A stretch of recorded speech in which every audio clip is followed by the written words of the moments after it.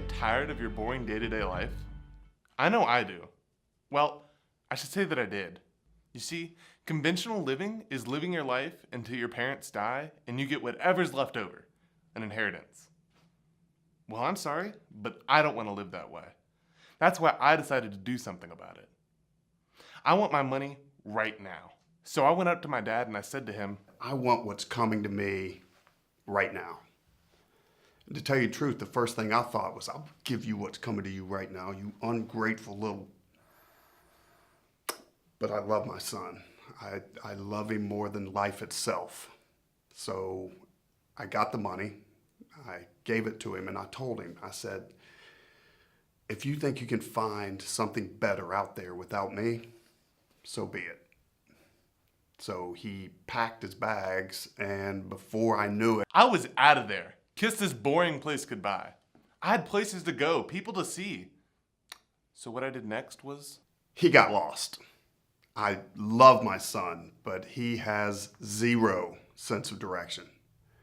I heard he had to ask for directions 4 times before he even got out of Stone Mountain. You know what? No. It was 3 times, and one of them wasn't even my fault.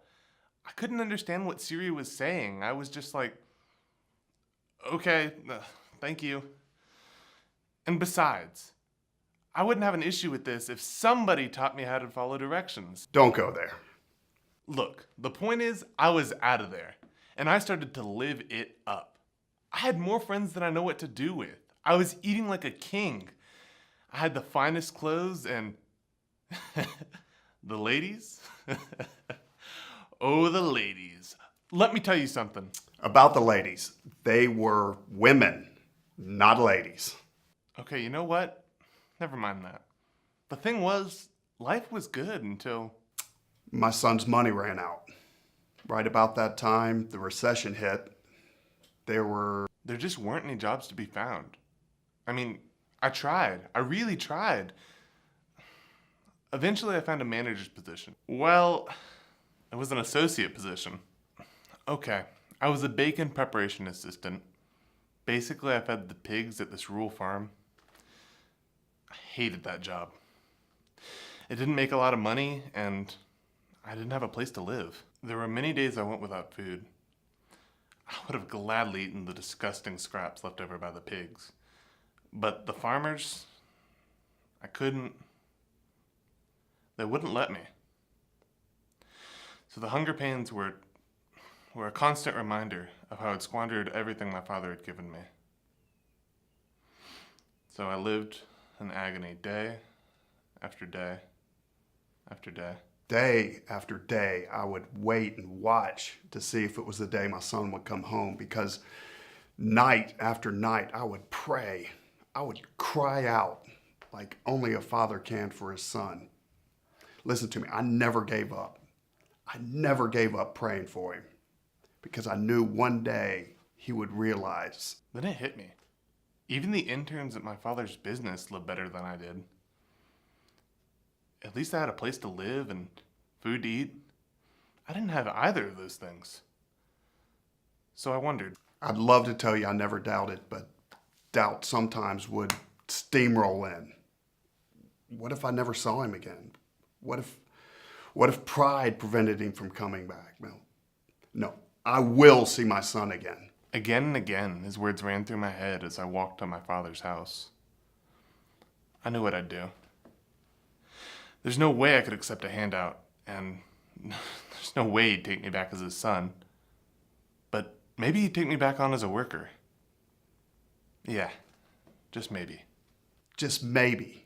Maybe today's the day that I would see my son coming. That's what I would say every morning when I woke up. I would pray, Lord, let this be the day that I see my son come home. That word means so many things. Comfort, care, security, love. I couldn't believe I was just a few hundred yards away from it. It was a Tuesday morning. It was raining. I was on my front porch when I saw him. As I saw him, he got up out of his chair and he looked at me. He squinted his eyes, and then I wondered, what if when I get to him, he He just says I told you so. Told you so. Some of you would just roll your eyes whenever I'd mention my son, but I knew that he was coming back. I just knew I shouldn't have come here. I knew this was a bad idea. I just stopped. He just stood there. I couldn't move. I couldn't. I couldn't just stand there. He jumped. He literally jumped off the porch. I've never seen my dad do anything like that before. It was just like... He was like a little kid that was excited about something, but he didn't know what to do. That's when it hit me. He was excited about me. So you know what he did next? I ran. I just had to get to him. I'd never seen him run so fast before. And he had his arms stretched out wide as if to say, welcome home. Welcome home! Man, that's what I kept shouting over and over and over, but I couldn't tell if he could hear me, so I just kept saying, welcome home.